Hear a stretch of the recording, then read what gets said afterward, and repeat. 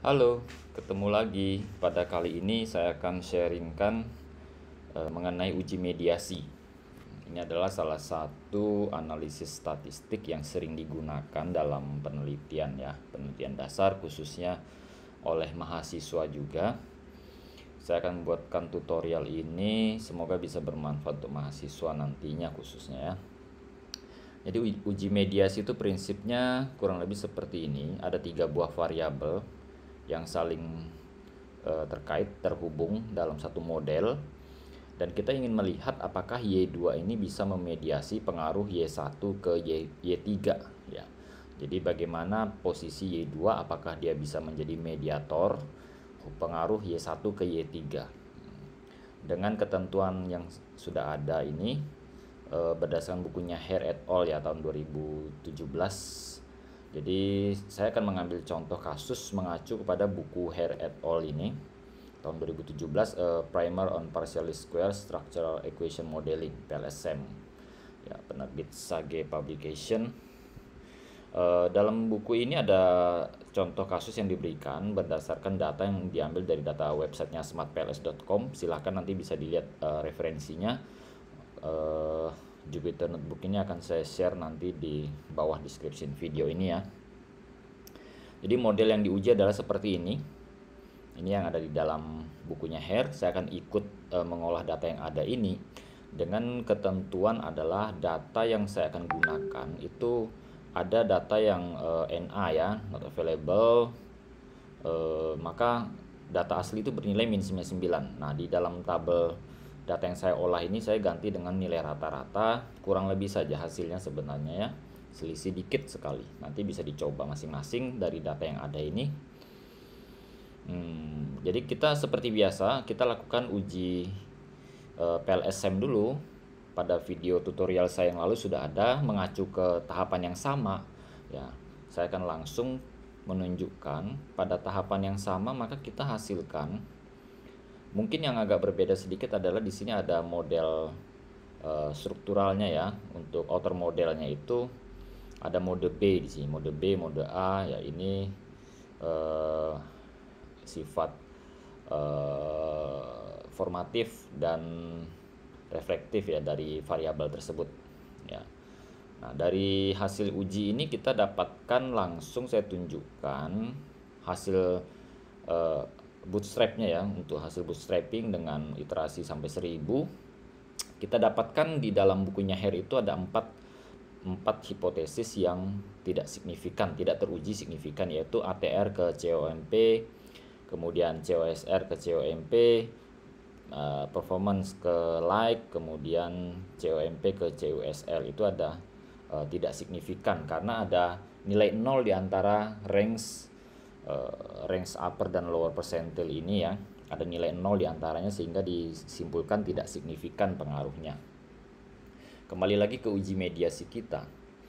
Nah, saya akan menguji bagaimana posisi variabel CUSA ya, CUSA ini apakah bisa menjadi mediator bagi pengaruh variabel COMP ke CUSL. Kalau kita lihat dari model kita tadi ya, nah ini ya.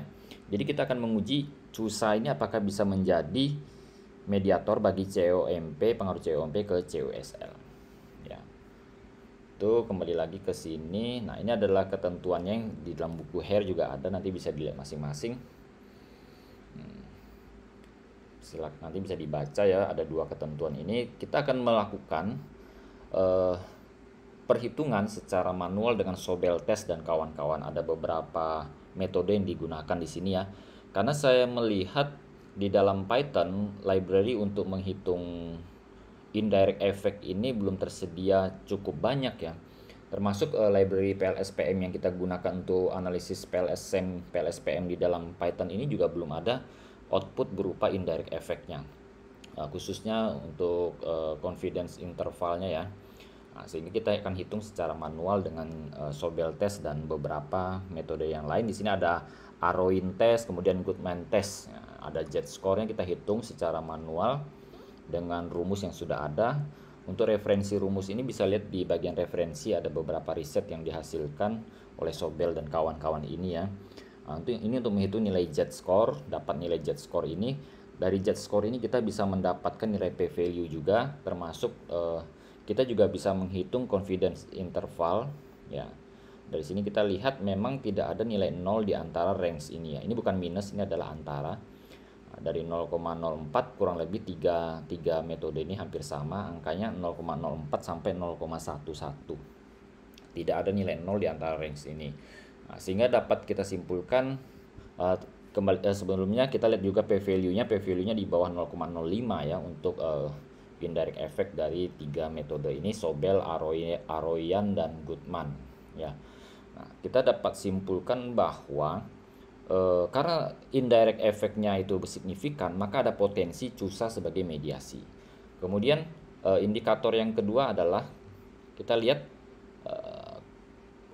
hasil direct effect, uji direct effect itu ada di dalam uji SEM-PLS kita yang lalu ya. Nah, direct effect itu dari COMP ke CUSL itu teruji tidak signifikan karena ada nilai 0 di antara range data ini ya.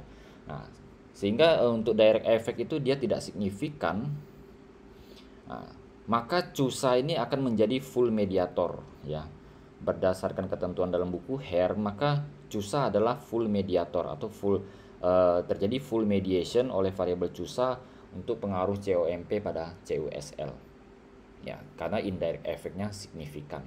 Ya, ini adalah kesimpulan yang dapat kita ambil dari uji mediasi untuk variabel COMP ke CUSL melalui CUSA ya. Saya membandingkan hasilnya dengan bukunya Hare et al.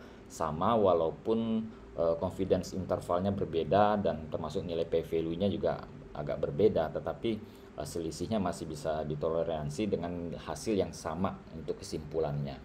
Baik, semoga video ini dan Jupyter Notebook di Google Colab ini bisa bermanfaat untuk kita semua nantinya dalam analisis uji mediasi. Terima kasih.